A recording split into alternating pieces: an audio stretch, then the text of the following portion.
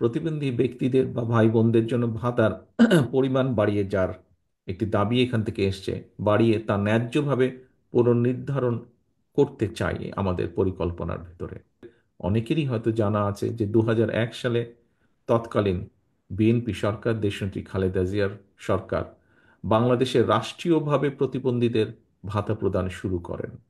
যদিও পরবর্তী সেই সরকার সেই ভাতাকে দ্রব্যমূল্যের ঊর্ধ্বগতির সাথে সামঞ্জস্য না রেখে শুধুমাত্র তাদের দলীয় কর্মীদের মাঝেই বিতরণ করে লুটপাট করে নিয়েছে।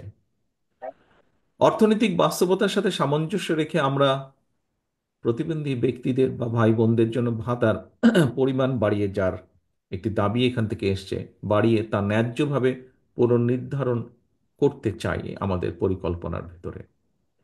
নিবন্ধন নিবন্ধন প্রক্রিয়াকে সহজ ও স্বচ্ছ করার লক্ষ্যে আমরা সমাজ কল্যাণ, স্বাস্থ্য এবং প্রাথমিক ও গণশিক্ষা মন্ত্রণালয়ের মধ্যে সমন্বিত উদ্যোগ গ্রহণ করতে চাই, যাতে একজন প্রতিবন্ধী ব্যক্তি সামাজিক সুবিধা থেকে না বাদ পড়েন।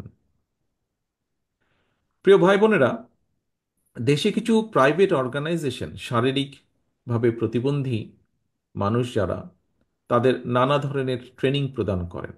তবে এই ট্রেনিং শেষে চাকরির ব্যবস্থা করতে গিয়ে এই মানুষগুলোকে হিমশিম খেতে হয়, এবং সে কারণে এই সমস্যার সমাধানে আমরা কিছু উদ্যোগ গ্রহণ করতে চাই, যাতে দেশের বড় বড় বড় বড় ব্যবসা প্রতিষ্ঠানগুলো একটি নির্দিষ্ট শতাংশ শারীরিকভাবে চ্যালেঞ্জ ব্যক্তিদের নিয়োগ করতে উৎসাহিত হয়।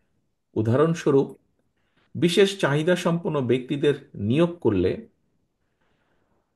রাষ্ট্রের পক্ষ থেকে ব্যবসা প্রতিষ্ঠানগুলোকে কিছু ট্যাক্স সুবিধা বা কমপ্লায়েন্স সার্টিফিকেট প্রদান করার একটি চিন্তা আমাদের ভেতরে আছে। সুবর্ণ নাগরিক কার্ড নামে যে তথাকথিত একটা কার্ড রয়েছে, এটিকে গতিশীল করে আমরা এর আওতায় স্বাস্থ্য বীমা, শিক্ষা, বৃত্তি, পরিবহন ডিসকাউন্ট সহ অন্যান্য সামাজিক সুবিধা প্রদান করতে চাই, এরকম একটি চিন্তাও রয়েছে আমাদের মধ্যে। বিশেষ চাহিদা সম্পন্ন ব্যক্তিরা যাতে অর্থনৈতিকভাবে, যার যেই বিষয়টি আপনাদের অনেকের বক্তব্য থেকে তুলে নিয়ে এসেছেন আপনারা, এবং আমিও দৃঢ়ভাবে যেটি বিশ্বাস করি, যে এই মানুষগুলো যাতে অর্থনৈতিকভাবে স্বাবলম্বী হতে পারেন, আমরা তার জন্য বাস্তবসম্মত ভোকেশনাল এবং টেকনিক্যাল ট্রেনিংয়ের ব্যবস্থার পরিকল্পনা আমরা রেখেছি আমাদের চিন্তাভাবনার মধ্যে।